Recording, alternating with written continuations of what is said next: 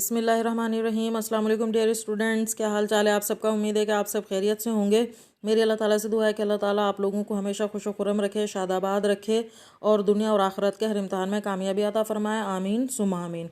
Dear students, आज हम class 10 की इंग्लिश का यूनिट नंबर 10 अ वर्ल्ड विदाउट बुक्स पढ़ेंगे।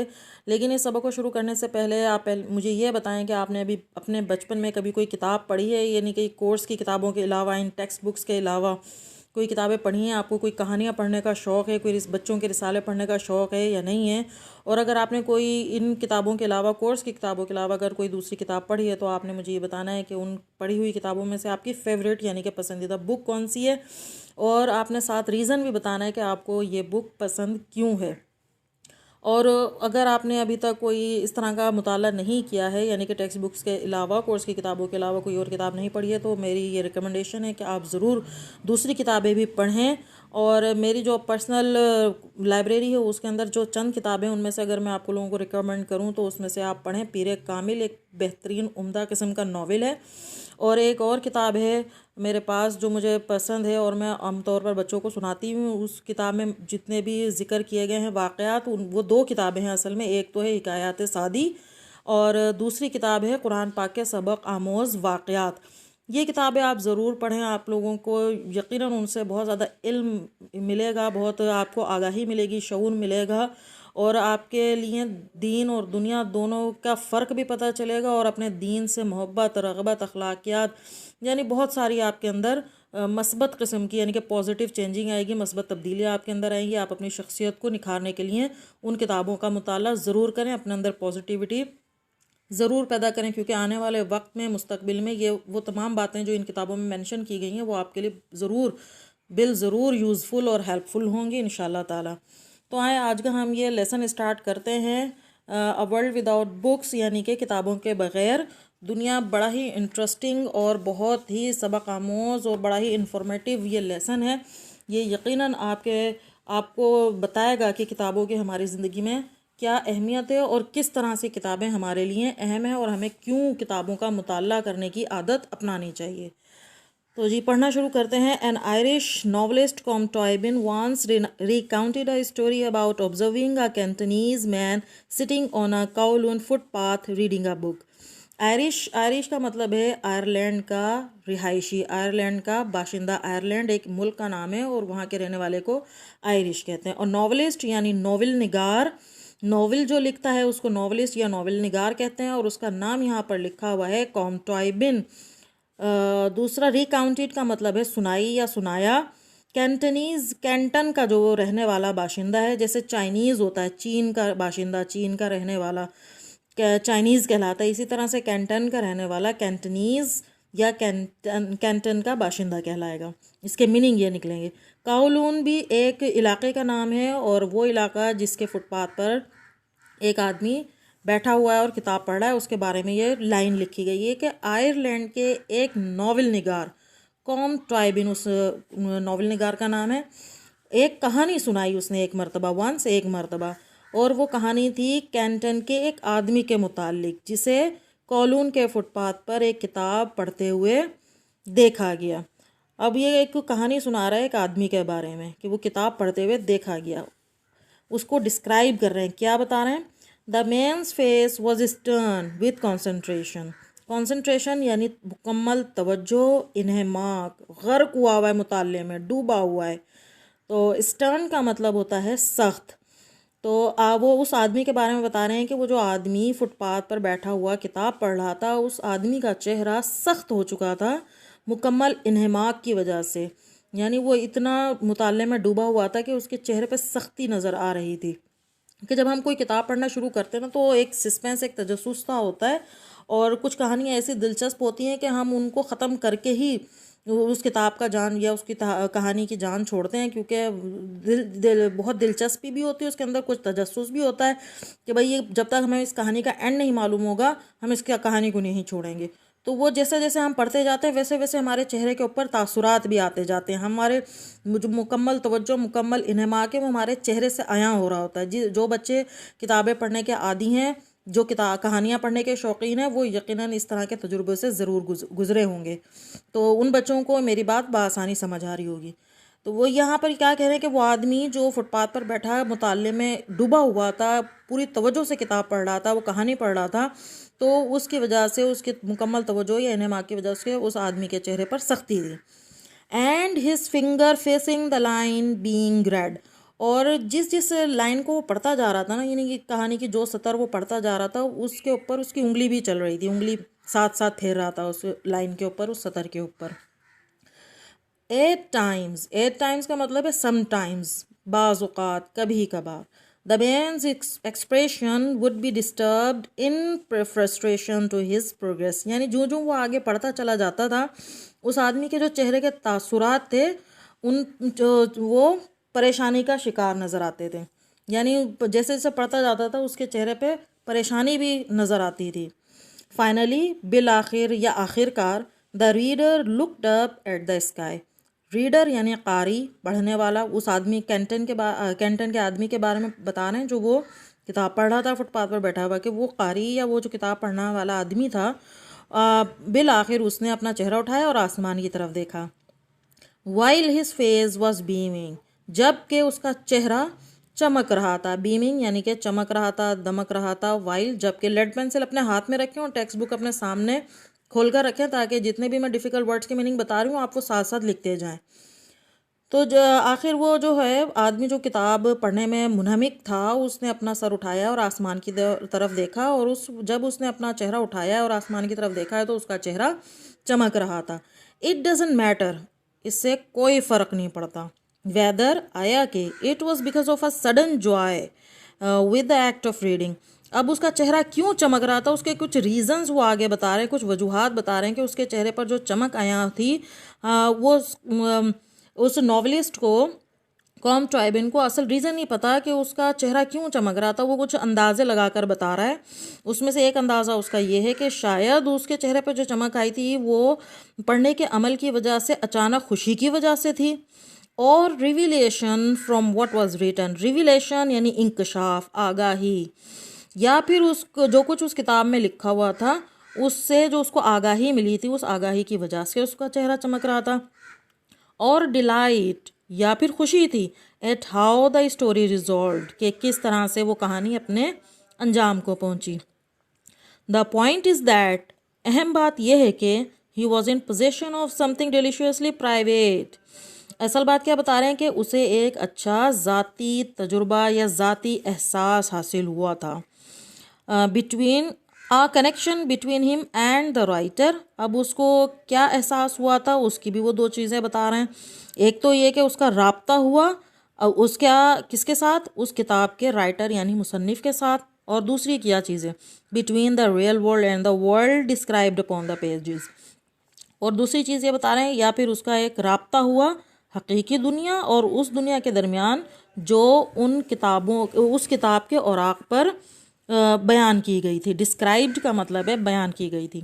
There is frequently asked question, एक सवाल अक्सर पूछा जाता है, फ्रिक्वेंटली बार बार पूछा जाता है, रवानी से पूछा जाता है। वो क्या है, what would the world be like without books, कि ये दुनिया किताबों के बगैर कैसी होगी। The very question is absurd and depressing, absurd यानी फजूल और डिप्रेसिंग यानी मायूस कुन। कहते हैं कि यह सवाल बड़ा ही फजूल और मायूस कुन है कि किताबों के बगैर ये दुनिया कैसी होगी। इट इज़ ऑलवेज सेड, ये अक्सर, ये हमेशा कहा जाता है, ऑलवेज हमेशा, that the world that the latest technology signals the demise of the book. Demise यानी कि जवाल, मौत, ख़ात्मा। अब क्या कह रहे हैं कि हमेशा ये कहा जाता है कि जो जदीद टेक्नोलॉजी है, लेटेस्ट जदीद, वो सिग्नल है, इशारा है किताबों की मौत की तरफ, किताबों के जवाल की तरफ, यानी कि किताबों के जवाल का इशारा है जदीद टेक्नोलॉजी। डिकेड्स अगो, डिकेड 10 साल के अशरे को कहते हैं, एक 10 साल, दहाई या अशरा, उर्दू में इसके मीनिंग है, डिकेड्स इंग्लिश में कहते हैं। कई दहाइयाँ पहले, अगो पहले। इट वॉज थॉट दैट, ये ख्याल किया जाता था या ये सोचा जाता था कि the radio would replace books, यानी ये उस ज़माने की बात कर रहे हैं जब रेडियो नया नया ईजाद हुआ था और मार्केट में आया था और लोगों ने रेडियो ख़रीदना शुरू कर दिया था और लोगों की इसके अंदर दिलचस्पी बढ़ती चली जा रही थी कि रेडियो एक ऐसी मुनफरिद चीज़ थी उस दौर में। लोग इसमें ही बिज़ी रहते थे, किताबें उन्होंने छोड़ दी थी या कम पढ़ना शुरू कर दी थी। तो उस वक्त क्या सोचा जाता था कि बस अब रेडियो में लोग मसरूफ़ हो गए हैं, तो अब ये जो रेडियो है ना रिप्लेस कर देगा, यानी कि जगह ले लेगा किताबों की। The fear has persisted throughout with the invention of television and internet.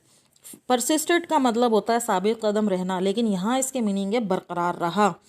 तो क्या ये जो खौफ था ना कि भी किताबें ख़त्म हो जाएंगी, ये खौफ बरकरार रहा टेलीविज़न और इंटरनेट की ईजादात के साथ साथ, इन्वेंशंस ईजादात। यानी पहले जब रेडियो ईजाद हुआ तो उस वक्त भी यही खौफ था, और उसके बाद जब टेलीविज़न आया और इंटरनेट आया तो उस वक्त भी यही खौफ बरकरार रहा कि बस अब जो लोग जो है ना वो किताबों से दूर हो जाएंगे और किताबों का जवाल है अभी। But scenes like that of Cantonese man reading the book negate the notion that modern advances pose a threat to reading. लेकिन ये जो मंज़र था ना कैंटन के आदमी का जो कि किताब पढ़ने में मसरूफ़ था, इस तरह के जो मनाजिर हैं वो निगेट करते हैं, नफ़ी करते हैं किसकी, नोशन की, ख़यालात की, इस किस्म के राय की कि जो जदीद तरक्की है, जदीद पेशरफ्त है, मॉडर्न जदीद एडवांसेस तरक्की या पेशरफ्त, आगे बढ़ना, तो पोज अ थ्रेट कहते हैं धमकी को, ख़तरे को, टू रीडिंग मुताले को। लेकिन क्या हुआ कि ऐसे मनाजिर जैसे कि एक कैंटन का बाशिंदा जो किताब पढ़ने में मसरूफ़ था, इसके जैसे जो मनाजिर हैं इस ख्याल की, इस राय की तरदीद करते हैं, नफ़ी करते हैं कि जो जदीद पेशरफ्त है वो मुताले के लिए ख़तरा है। Books are themselves a form of technology that is spread over the pages and makes us delve into the complexities of life. Books are themselves a form of technology. Form यानी शक्ल या सूरत। किताबें बजाते खुद टेक्नोलॉजी की एक शक्ल हैं, एक सूरत हैं। That is spread over, जो कि फैली हुई है, the pages, किताबों के सफ़हात पर, and make us delve into the complexities of life. Delve का मतलब है तहकीक करना, जुस्तजू करना, तफ्तीश करना, पूछ गछ करना, छानबीन करना, ठीक है। कॉम्प्लेक्सिटीज़, पेचीदगियाँ, उलझने। तो किताबों के बारे में क्या कह रहे हैं कि किताबें बजाते खुद टेक्नोलॉजी की एक किस्म है, टेक्नोलॉजी की एक शक्ल है जो कि सफ़ात पर फैली हुई है और हमें ज़िंदगी की उलझनों की, ज़िंदगी की पेचीदगियों की तहकीक करने वाला बनाती हैं। आगे क्या लिखा है, literature is the story of humans. Literature अदब, उर्दू अदब, अंग्रेज़ी अदब, हर मुल्क का अपना अपना अदब है, अपना अपना कल्चर है, उसी के हिसाब से उनका लिटरेचर है। तो जो लिटरेचर है किसी भी कंट्री का हो, किसी भी मुल्क का हो, किसी भी कल्चर का हो, किसी भी कौम का हो, वो लिटरेचर इनफैक्ट है क्या, वो है इंसानों की कहानी। It is the record of who we are, where we come from and where we are going. आप किसी भी मुल्क का अदब उठाकर पढ़ना जब शुरू करेंगे ना तो हमें 3 चीज़ें पता चलेंगी, जिसके बारे में वो बता रहे हैं कि जो लिटरेचर है, जो अदब है, वो एक रिकॉर्ड है, एक रिपोर्ट है, एक सरगज़श्त है, एक कहानी है कि किस बारे में, हु वी आर, कि हम कौन हैं, हमारी शनाख्त क्या है। किताबें पढ़ेंगे, लिटरेचर पढ़ेंगे किसी भी कंट्री का उठाकर, किसी भी कल्चर का उठाकर, तो पता चल जाएगा भाई ये जिस मुल्क का लिटरेचर है वो लोग हैं कौन, उनकी शनाख्त क्या है, कहाँ। फिर क्या है, वेयर वी कम फ्रॉम, हम कहाँ से आए हैं, ठीक है, हमारा माजी क्या है, and we are going, and where we are going, और हम जा कहाँ रहे हैं। यानी कि जब हमें शनाख्त पता चलेगी, माजी का पता चलेगा, हाल पर नज़र डालेंगे तो हम अंदाज़ा लगा सकते हैं कि हमारा आगे मुस्तकबिल क्या है। तो लिटरेचर इन तमाम चीज़ों के बारे में हमें आगाह करता है। वो हमारे मुल्क का ही लिटरेचर नहीं, किसी भी मुल्क का लिटरेचर आप उठा के देखें, उर्दू अदब चाहे अंग्रेज़ी अदब, कोई सा भी, तो ये चीज़ें हमें उस लिटरेचर से मालूम होंगी। Books make us travel at large. Books हमें यानी किताबें हमें कुली तौर पर, मुकम्मल तौर पर सैर करवाती हैं। ट्रेवल का मतलब है सफ़र करना या सैर करना, एट लार्ज मुकम्मल तौर पर, काफ़ी हद तक। ड्यूरिंग आवर जर्नी, हमारे सफ़र के दौरान, we are connected with humanity, हम मरबूत हो जाते हैं या जुड़ जाते हैं, हमारा राब्ता हो जाता है इंसानियत से। क्योंकि जब हम मालूमात हासिल कर रहे होते हैं किताबों को पढ़कर, तो वो किताबें हैं किसके बारे में, इंसानों के बारे में है ना। तो जब हम वो पढ़ रहे होते हैं तो हमारा उन लोगों से राब्ता हो जाता है, हम उनसे जुड़ जाते हैं किताब पढ़ते हुए। We identify ourselves with the characters we meet and learn whether we love, loathe, fear or flatter. Meaning साथ साथ लिखते जाएं। आइडेंटिफाई का मतलब है पहचानना, शनाख्त करना, कैरेक्टर्स किरदार, लव मोहब्बत करना, लॉथ उसका अपोजिट है नफ़रत करना, हेट इसका सिमिलर वर्ड है, फेयर खौफ, फ्लैटर खुशामद। अच्छा उसके बाद क्या वो कह रहे हैं कि जब हम लिटरेचर पढ़ रहे हैं तो किताबें हमें सैर करवा रही हैं, तो सैर के दौरान और सफ़र के दौरान हम इंसानियत से जुड़ जाते हैं और उन किरदारों से मिल जाते हैं जो उन किताबों में बयान किए जाते हैं, और उन किताब पढ़ते हुए ही हम लोग उन किरदारों से हम मिलते हैं, उनसे सीखते हैं कि आया हम मोहब्बत करते हैं, नफ़रत करते हैं, डरते हैं या खुशामद करते हैं। यानी हमें अपने ही बारे में, हमारे अपनी ज़ात के बारे में भी आगाही होती है कि हम खुद किस किस्म के इंसान हैं, और वो किरदार जो उन किताबों में मेंशन किए गए हैं, जिनका जिक्र किया गया है, वो किस किस्म के लोग हैं। ठीक है।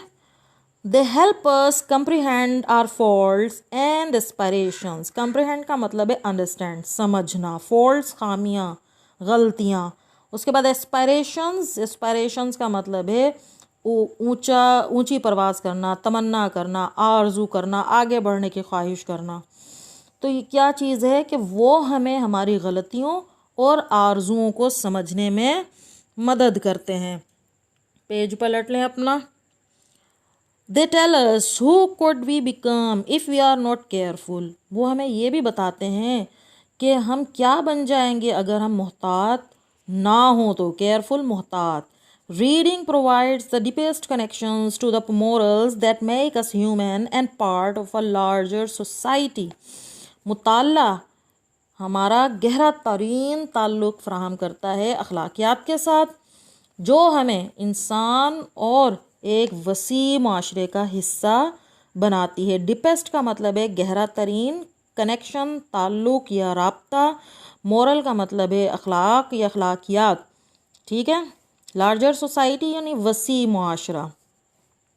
Books are a source of comfort for us. किताबें हमारे लिए आराम का, सुकून का एक ज़रिया हैं। कंफर्ट, आराम या सुकून।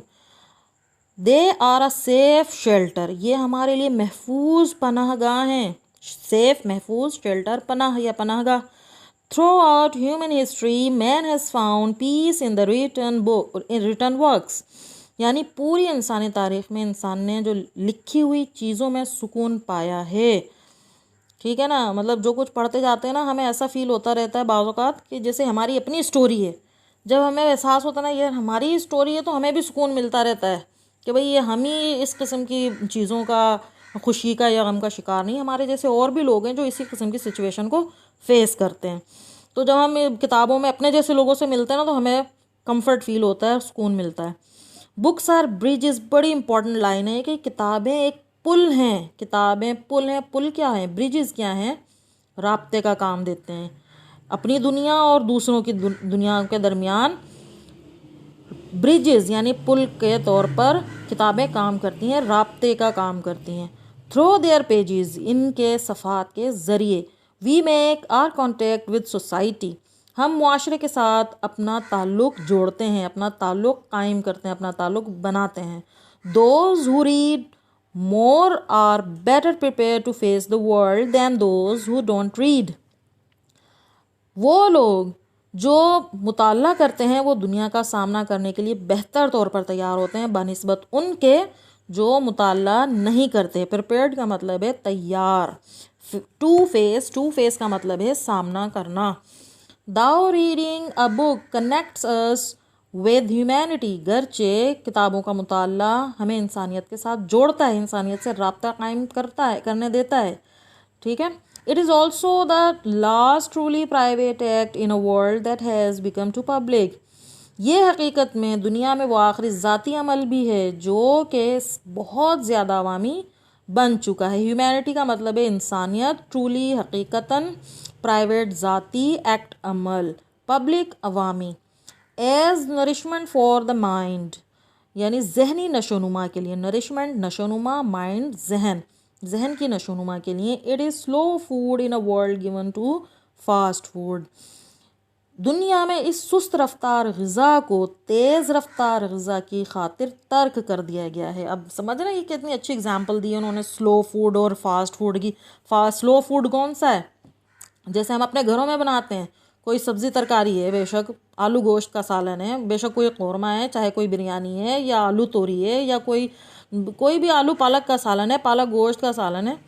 तो रोटियां पकाना, ये बड़ी देर से तैयार होने वाले खाने हैं, और जब हम ये खाना घर का बना हुआ खाते हैं तो ये हमारे जिस्म का हिस्सा बन के हमारे लिए एनर्जी पैदा करते हैं, हमें सेहतमंद बनाने वाली ये खुराकें हैं जो घर में तैयार होती हैं, जो हमारी माएँ हमारे लिए तैयार करती हैं, स्लो फूड। लेकिन इनसे जो एनर्जी हमें हासिल होती है, जो हमें हमारा जिस्म में ताकत पैदा होती है, वो बड़ी देर पा होती है, काफ़ी अरसे तक बरकरार रहती है बनिस्बत फास्ट फूड के जो हम बाज़ारों से ले लेकर खाते हैं, समोसे, चिप्स, बर्गर और शवारमे, ये और वो, ये फास्ट फूड है। ये फास्ट फूड कौन से होते हैं? झटपट तैयार होने वाले खाने, यानी आपको जाएं तो 5 मिनट नहीं लगाते, आपको शवारमा तैयार करके दे देते हैं। लेकिन ये फास्ट फूड जितनी जल्दी तैयार होता है ना, उतनी तेज़ी से हमारे जिस्म को नुकसान भी पहुंचाता है। ठीक है, इससे हमें कोई एनर्जी नहीं ऐसी स्पेशल मिलती है, और अलबत्ता हमारे जिस्म के अंदर जरासीम का ही बल्कि इजाफा हो जाता है, और बीमारियां हमारे अंदर लग रही होती हैं, अंदर ही अंदर हमारे जिस्म के अंदर जरासीम बढ़ रहे होते हैं, नाकिस मवाद हमारे जिस्म में पैदा हो रहा होता है, हमें मज़े से हम ये चीज़ें खा रहे होते हैं, हमें पता ही नहीं कि इस फास्ट फूड के साइड इफ़ेक्ट्स कितने हैं। सबसे बढ़कर तो ये है कि मोटापा ही बहुत जल्दी आ जाता है। तो ये फास्ट फूड कभी कभार सही है, लेकिन बेहतरीन बल्कि है घर का बना हुआ खाना। फास्ट फूड से जितना हो सके बचें। Blogs, text messages and e-books bring relevance and instant gratification, much as newspapers and magazines do. अब ये देखें किताबों से वो किस तरह कंपेयर करें फास्ट फूड को, स्लो फूड को, के ब्लॉग्स, इबारती पैगामात और ई बुक्स यानी इंटरनेट पे जो PDF फाइल मिल जाती है ना, वो इंटरनेट बुक्स, वो उसका हवाला दे रहे हैं ये कि ये ई बुक्स भी इसी तरह मुतालिका मालूमात और फौरी तस्कीन फ़राहम करती हैं जैसा कि अखबारात और रसाइल करते हैं। इंस्टेंट ग्रेटिफिकेशन का मतलब है फौरी तस्कीन, इंस्टेंट फौरी ग्रेटिफिकेशन, तस्कीन रेलिफेंस मुतालिका। ठीक है, but however important such forms are, लेकिन चूँकि ये जो अशकाल हैं वो अहम हैं, they endure only as long as the stuff they are printed on, ये सिर्फ उस जगह तब तक कायम रहती हैं जब तक वहाँ छपी रहें। ठीक है ना, इंटरनेट पर रोज़ नई तरह की चीज़ें आ जाती हैं, नई तरह की मालूमात आ जाती हैं, तो जब तक वो वहाँ पर छपी हुई हैं या अखबार के अंदर जब तक खबर छपी हुई है वो उस वक्त का कायम रहती है जब तक वहाँ पर छपी हैं। आगे क्या चीज़ उन्होंने अहम बताई है किताबों के बारे में, the comforts of books defy time and break borders, जबकि जो किताबें हैं, किताबों की सहूलतें हैं, वो वक्त को खातिर में नहीं लाती और सरहदों से भी सबकत ले जाती हैं। कम्फर्ट्स का मतलब है आराम या सहूलत, डिफाई का मतलब है इनकार करना, ब्रेक का मतलब है तोड़ना, बॉर्डर्स यानी सरहदें, यानी आप दुनिया के किसी भी कोने पर मौजूद हो, किताब आप तक पहुंच ही जाती है इसके, और आप दुनिया के किसी भी कोने में मौजूद हो, किसी भी मुल्क का कल्चर, किसी भी मुल्क का लिटरेचर उठाकर आप बआसानी पढ़ सकते हैं, और जब दिल चाहे आप किताब उठाएं पढ़ें। लेकिन इंटरनेट वगैरह पर क्या होता है, या रिसाले कब तक आपके सामने छपे हुए रखे हैं जब तक आप उसकी मालूमात से इस्तेफादा कर सकते हैं, और जैसे ही वो प्रिंट गायब होता है आपको पता भी नहीं चलता कि ये मालूमात गई तो गई कहाँ। लेकिन किताब एक सॉलिड चीज़ है, ऑथेंटिक चीज़ है जो आपकी नज़रों के सामने रहती है, आप किसी भी वक्त उठाएं और इस किताब से इस्तेफादा हासिल कर सकते हैं। Books offer other types of pleasures as well, किताबें दूसरी किस्म की खुशियाँ भी हमें फराहम करती हैं। The joy of their touch, sound and fragrance is immeasurable का मतलब है नाकाबिले पैमाइश, जिसे हम नाप नहीं सकते, बेहिसाब बेशुमार। ठीक है, तो क्या होता है कि उनको छूने की खुशी आवाज़ और खुशबू से बेहिसाब है। यानी नई किताब जब आती है ना, मुझे तो उसकी खुशबू बहुत ही अच्छी लगती है, और नई किताब जब मैं उठाऊं अपने हाथ में तो वो भी एक अलग तरह की खुशी है। ये बिल्कुल मेरी फीलिंग्स को इन लाइनों में ये डिस्क्राइब कर रहे हैं कि किताबें दूसरी तरह की खुशियाँ भी फराहम करती है। एक तो खुशी ये कि उनको छूने की खुशी, उसकी किताब की आवाज़ की खुशी, उसकी खुशबू भी बेहिसाब होती है, बड़ा सुकून मिलता है। जो देखता है वो हंसने भी शुरू हो जाता है कि तुम किताबें सूंघ रही हो। अब मैंने कहा मुझे अच्छी लगती है इसकी खुशबू। The pleasure of their understanding is an addition to it, इनको समझने की खुशी इसमें एक और इजाफा है। हाँ जी, जब मैं मास्टर्स कर रही थी ना इंग्लिश में, तो बहुत सारी चीज़ें ऐसी थी जिनसे मैं आगाह नहीं थी, उनसे वाकिफ़ नहीं थी, वो सारी चीज़ें मेरे लिए बिल्कुल नई थी। तो मैंने कहा ये बहुत मुश्किल है, लेकिन ज्यों मैंने उनको समझकर पढ़ना शुरू किया और मुझे आगाही मिलती गई, मुझे पता लगता गया, तो वो जो समझ में आई ना सारी बातें और सारी चीज़ें, सारे टॉपिक्स, वो बेइंतहा खुशी थी। एक तरह का सुकून मिलता है जब हम उन बातों को, उन चीज़ों को समझ लेते हैं जो कुछ भी उन किताबों में बयान किया जाता है। तो वो एक खुशी, अलग ही खुशी होती है। अच्छा, इस बात का ये मतलब है, अच्छा यहाँ पर ये मकसद है राइटर का। और बहुत सारी चीज़ें होती हैं, जब आप इस तजुर्बे से गुजरेंगे तो आपको बेहतर अंदाज़ा होगा। अच्छा ये तो मैंने पढ़ लिया। The sharing of a book with friends is still another form of Joy. हाँ, ये भी मेरा पर्सनल एक्सपीरियंस है कि मुझे जो किताब से मालूमात हासिल होती है ना, वो मैं अपने किसी भी पास बैठे हुए को ना सुनाना शुरू कर देती हूँ। बंदा वो सुन तो ले, लेकिन बाज़ औक़ात मुझे हंसी भी आती है कि इसका कोई ताल्लुक़ भी नहीं है और मैं इनको सुना रही हूँ ये सारी कहानी कि जो कुछ भी मैंने पढ़ा है। लेकिन फिर भी अच्छा एहसास होता है कि मुझे जो इल्म मिला है वो मैंने आगे ट्रांसफ़र किया। तो दोस्तों के साथ जो किताब की शराकत दारी है, उसके इल्म की शराकत और मालूमात की जो शराकत दारी है, वो भी खुशी की एक और शक्ल है। चलो, इस बहाने से जब हम शेयर कर रहे हैं मालूमात को, तो वो इल्म जो है बढ़ रहा है, फैल रहा है, इजाफा हो रहा है। Libraries are the evidence of grandeur of a civilization. Civilization यानी कि तहजीब, ग्रैंडियर मतलब शान व शौकत, और लाइब्रेरीज कुतुब खाने। कुतुब खाने भी एक तहजीब की अजमत का, शान व शौकत का सबूत हैं, एविडेंस, सबूत हैं।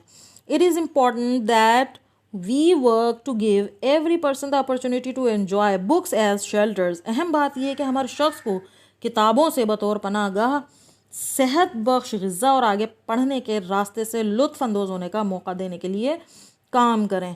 यह इसका सारा लब्बे रुबाब आगे आ रहा है। अपॉर्चुनिटी का मतलब होता है मौका, शेल्टर पनाह, सस्टेनेंस मतलब बरकरार होना।